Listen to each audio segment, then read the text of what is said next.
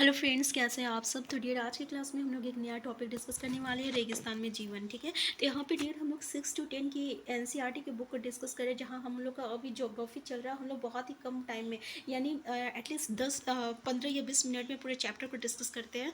तो चलिए हम लोग स्टार्ट करते हैं। और डियर आप प्लीज़ एक पेन या पेंसिल ज़रूर लेके बैठिएगा, क्योंकि हम उस पॉइंट को यहाँ पे नोट डाउन करते रहेंगे, जो कि हमारे एग्जामिनेशन पॉइंट ऑफ व्यू से इंपॉर्टेंट है। ठीक है, तो देखिए रेगिस्तान में जीवन, अगर रेगिस्तान की बात करें तो क्या होता है ना, ये एक शुष्क प्रदेश होती है जिसका अत्यधिक जिसका तापमान जो रहता है या उसकी विशेषताएं जो होती है वो अत्यधिक उच्च या आपका निम्न तापमान होता है। ठीक है ना, अगर जैसे ही हम रेगिस्तान की बात करते हैं तो हमारे दिमाग में ये आता है या तो वो जगह बहुत गर्म होगा या तो बहुत ठंडा होगा।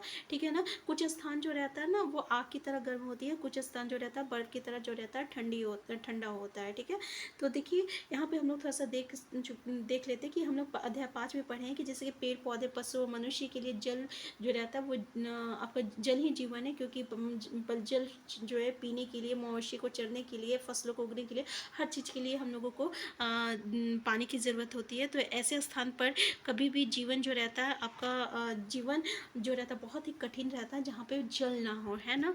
ठीक है, तो देखिए तापमान के आधार पर रेगिस्तान जो रहता है गर्म या ठंडा होता है। तो इन स्थान में क्या होता है, कभी कभी जो रहता है पानी भी रहता है, जहाँ पानी जल उपलब्ध होता है और जहाँ लोग जो रहता है कृषि के लिए बस जाते हैं। ठीक है, अब हम देखते हैं गर्म रेगिस्तान, जो कि बहुत इंपॉर्टेंट है, सहारा। ठीक है, और इससे रिलेटेड हमें क्वेश्चन देखने को मिल सकता है, तो हमें जो है एक एक चीज़ को देखना है।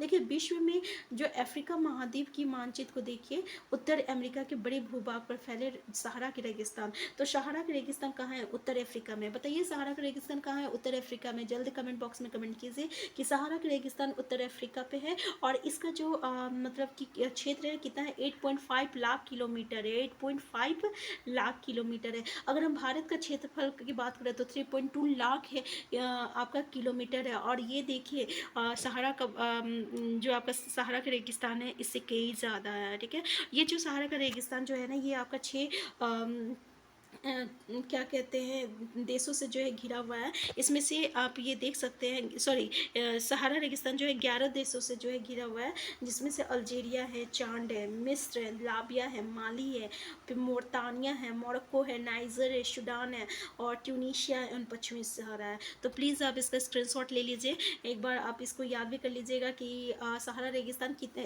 पहले तो ये याद रखिए कि सहारा रेगिस्तान कितने देश से घिरा हुआ है। तो भाई 11 देशों से घिरा हुआ है। इसमें से कौन कौन सा देश है, तो अल्जीरिया, चांड, मिस्र, लीबिया, माली, मोल्तानिया, मोरक्को, नाइजर, सूडान, ट्यूनीशिया एवं पश्चिमी सहारा। ठीक है ना, तो रेगिस्तान के बारे में सोचते समय आपके मस्तिष्क में क्या आता है कि रेत या दृश्य, जैसे हम रेगिस्तान के बारे में सोचेंगे तो हमें क्या लगता होगा कि ऐसा स्थान जहाँ पे केवल रेत ही रेत है। ठीक है, तो परंतु सहारा मरुस्थल जो है बालू का विशाल परतों से ढका हुआ है, ढका हुआ ही नहीं वरन वहाँ बजरी के मैदान और नग्न चट्टानी सतह वाले उठित पठार भी पाया जाता है। ठीक है, यानी चट्टानें भी पाई जाती है। और ये चट्टानें सतह कुछ स्थानों पर जो है, यानी जो चट्टान जो है सतह से लेके कितने मीटर तक ऊंची है, तो 2500 मीटर तक ऊंची है। देख सकते हैं 2500 मीटर तक जो है ये ऊंची है। ठीक है, यहाँ पे देखिए क्या है, कभी देखिए ये बहुत ही इंपॉर्टेंट मतलब जानना ज़रूरी है कि ये जो सहारा का रेगिस्तान है, ठीक है ना, आज इस दशा में है। इससे पहले जो था ना वो हरा भरा रहता था। सहारा की गुफाओं से ये से प्राप्त चित्र से ज्ञात होता है कि यहाँ जो रहते हैं नदियाँ भी पाई जाती थी, जहाँ अलग अलग तरीके के जानवर भी थे, जैसे कि हाथी, शेर, जिराफ, शुतुरमुर्ग, सॉरी, भेड़, पशु तथा बकरियाँ समान जानवर भी रहते थे। और यहाँ की जलवायु जो है परिवर्तन ने इस जलवायु इस तरीके से परिवर्तन हुआ कि ये जगह जो है बहुत ही गर्म और शुष्क प्रदेश बन गया। ठीक है, तो थोड़ा सा जल्दी जल्दी बोलने के कारण जो है कहीं कहीं मिस्टेक हो जा रहा, तो थोड़ा सा जो है देखिए सहारा रेगिस्तान की जलवायु जो होती है ना, ये बहुत ही गर्म होता है और शुष्क होता है। और यहाँ की वर्षा जो रहती है ना, ये आपका अल्पकाल मतलब बहुत ही कम टाइम के लिए होता है। तो यहाँ क्या होती है ना कि जो पानी होती है, जो नमी होती है ना, वो बहुत जल्दी वाष्पित हो जाती है। वाष्पित मतलब क्या होता है ना, जैसे कि ये पानी है, जैसे ही इस पर इसको हम लोग बॉयल करते हैं वो किस में बदल जाता है, भाप में बदल जाता है। ठीक है ना, तो यहाँ पे गर्म इतना रहता है ना कि पानी अगर रहता है तो जल्दी वो क्या होता है, भाप आप में वो बदल जाता है। तो दिन के समय तापमान कितना रहता है, 50 डिग्री सेल्सियस के ऊपर पहुंच जाता है, और जिसमें रेत व नग्न चट्टानें अत्यधिक गर्म हो जाती है। अगर समझ सकते होंगे कि अगर बालू और अगर चट्टानें होती है तो वो कितना गर्म हो जाता है, ठीक है ना। और इनके ताप का विकिरण होने से चारों तरफ से सब कुछ जो रहता है गर्म हो जाता है, और जब ये चीज़ें गर्म होती है ना तो पता है इसके आमने सामने जो भी रहता है वो जगह जो रहता है वो बहुत गर्म हो जाता है। लेकिन जस्ट इसका अपोजिट रात के समय होता है, ये स्थान जो है अत्यधिक ठंडा हो जाता है। यहाँ तापमान जो है गिरकर हिमांक बिंदु लगभग 0 डिग्री सेल्सियस तक पहुंच जाता है, ठीक है। तो याद रखिएगा रात को तापमान बहुत कम हो जाता है, 0 डिग्री सेल्सियस तक पहुंच जाता है। अगर हम सहारा का अल अजीज़ा क्षेत्र में जो त्रिपोली लीबिया के दक्षिणी भाग में स्थित है, देखिए त्रिपोली ये लीबिया के दक्षिणी भाग में स्थित है। यहाँ का सबसे अधिक तापमान जो है ना ये आपका 1922 में 57.7 डिग्री सेल्सियस जो है दर्ज किया गया है, ठीक है। अब वनस्पति जात एवं प्राणी जात, तो जल्दी बताइए, यहाँ तक क्लियर है ना। अब जल्दी से कमेंट करके बताइए कि दिन के समय सहारा का टेम्परेचर कितना रहता है, तो 50 डिग्री सेल्सियस से ऊपर होता है। वही रात में क्या होता है, आपका तापमान बहुत ही घट जाता है, 0 डिग्री सेल्सियस में हिमांक बिंदु में तक पहुंच जाता है। नेक्स्ट है वनस्पति जात एवं प्राणी जात, ठीक है। देखिए सहारा रेगिस्तान की वनस्पति में क्या क्या आता है, जैसे कि कैक्टस होता है, खजूर की पेड़ होती है, ठीक है ना। एवं एकोशिया जो रहता है पाया जाता है, और यहाँ पे कुछ स्थान में मरुधान खजूर के पेड़ से घिरा हरित द्वीप पाए जाते हैं। देखिए कुछ स्थान पर मरुधान खजूर के पेड़ों से घिरे हरित द्वीप पाए जाते हैं, ठीक है। तो यहाँ देखिए ऊँट है, लकड़बंगा है, सियार है, लोमड़ी है, बिच्छू है, सांप। तो याद रखिएगा बिच्छू, सांप, लोमड़ी, सियार और लकड़बंगा ऊँट, ठीक है। ऊँट ये सब जातियाँ जो है यहाँ पे, और एवं छिपकलियाँ यहाँ के प्रमुख जीव जंतु है।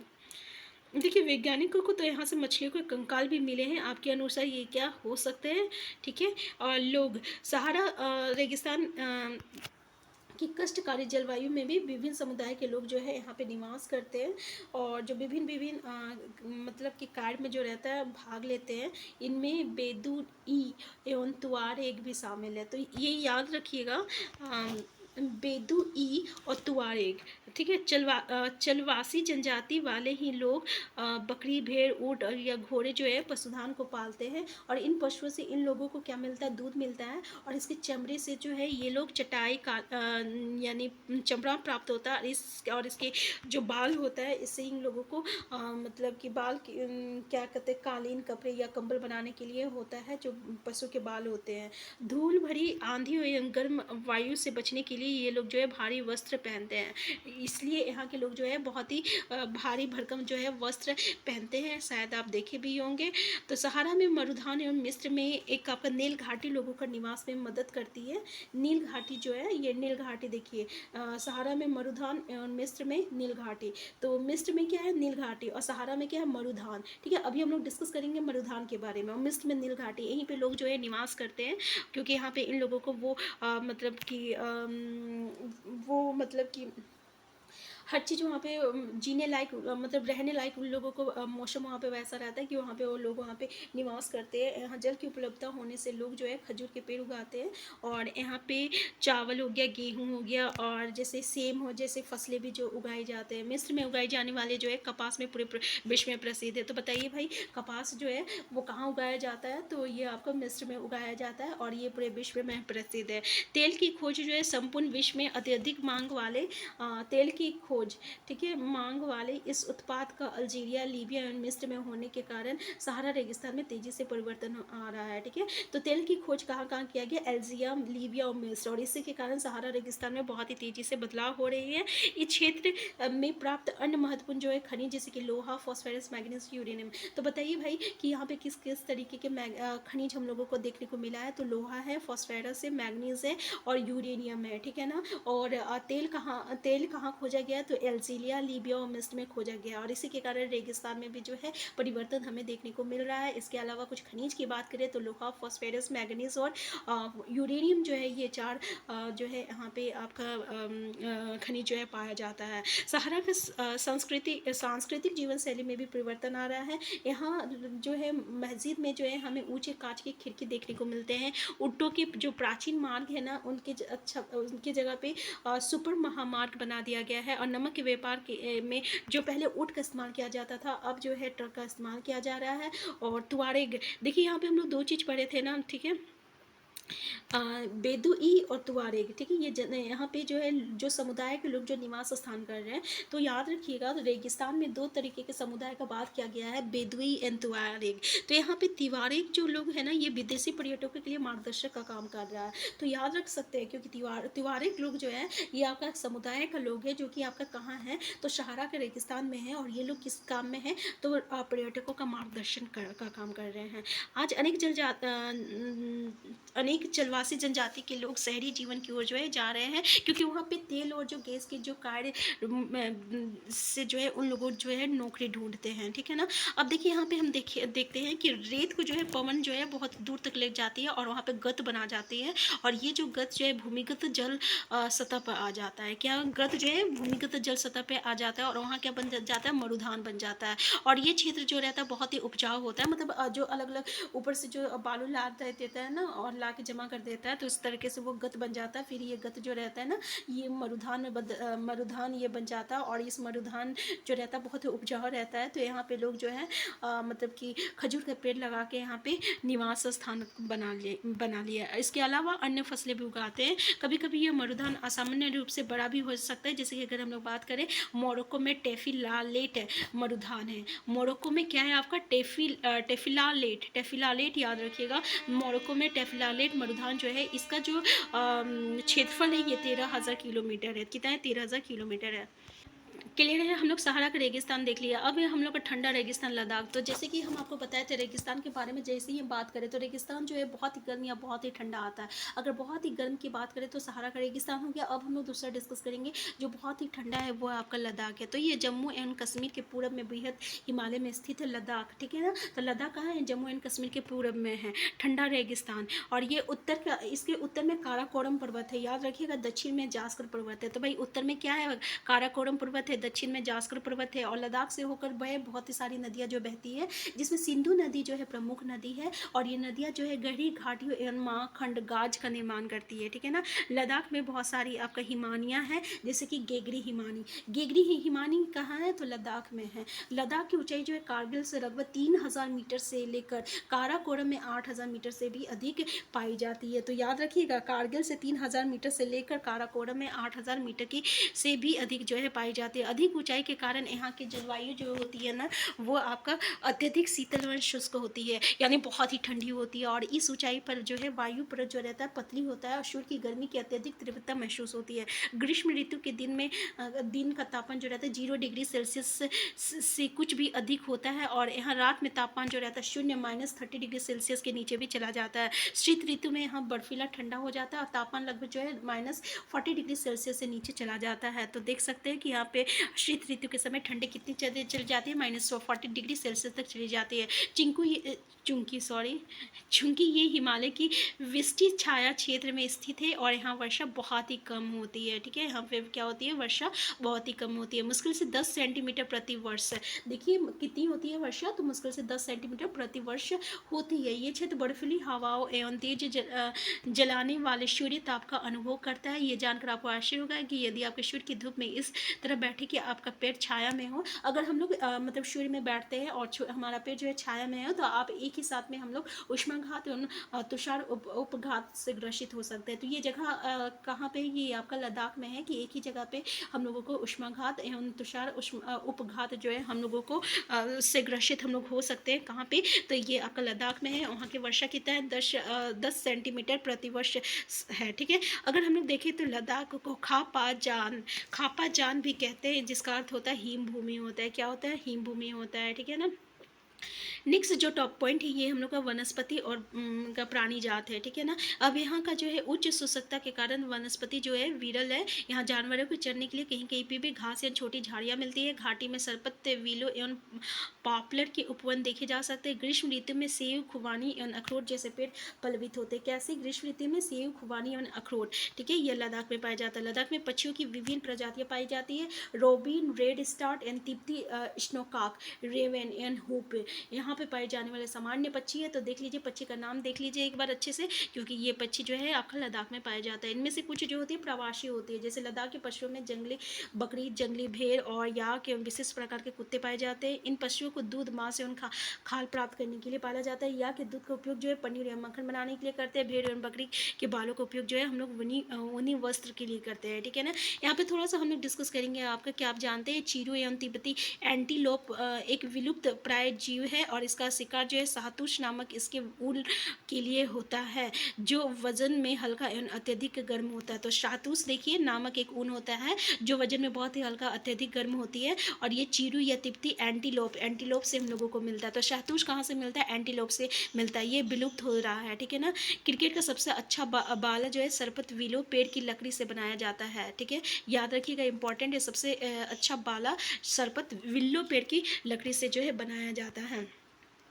तो उम्मीद करते हैं कि यहाँ तक आपको क्लियर हो गया। अगर यहाँ तक आपको कोई डाउट है तो प्लीज़ कमेंट बॉक्स में ज़रूर बताइएगा। नेक्स्ट जो पॉइंट है हम लोगों के यहाँ के बारे में, यहाँ के लोग के बारे में डिस्कस करेंगे। क्या हमें पता है कि लद्दाख एवं तिब्बत तथा मध्य एशिया के निवासियों के बीच कोई समानता पाते हैं? यहाँ के अधिकांश लोग तो मुसलमान या बौद्ध है। वास्तव में लद्दाख क्षेत्र में अनेक बौद्ध मठ, देखिए बौद्ध मठ जो है लद्दाख में है, परंपरागत गोपा के साथ स्थित है। कहाँ है? गोपा के साथ स्थित है। कुछ प्रसिद्ध मठ है जैसे हेमिस, थिक्से, सो एवं लुमारू। याद रखिएगा कुछ प्रसिद्ध मठ है, बौद्ध मठ, हेमिस, थिक्से, शे या कबजता लामा यूरू। ग्रीष्म ऋतु में यहाँ के जो निवासी है ना वो आलू, मटर और सेब और सलजम की खेती करते हैं। और शीत ऋतु में जलवायु जो रहता है बहुत ही कष्टधारी होता है, इसलिए ये लोग जो रहते हैं अपने आप को, जो धार्मिक अनुष्ठान या उत्सव होता है ना उसमें अपने आप को जो रहता है व्यस्त रखते हैं। यहाँ की जो महिलाएं भी बहुत परिश्रम नहीं होती है, जैसे कि घर के काम के साथ जो है अन्य काम में भी वो हाथ बटाती है, ठीक है। लद्दाख की जो राजधानी वो लेह है, जो सड़क एवं वायु मार्ग द्वारा भलीभांति जुड़ी हुई है। राष्ट्रीय राजमार्ग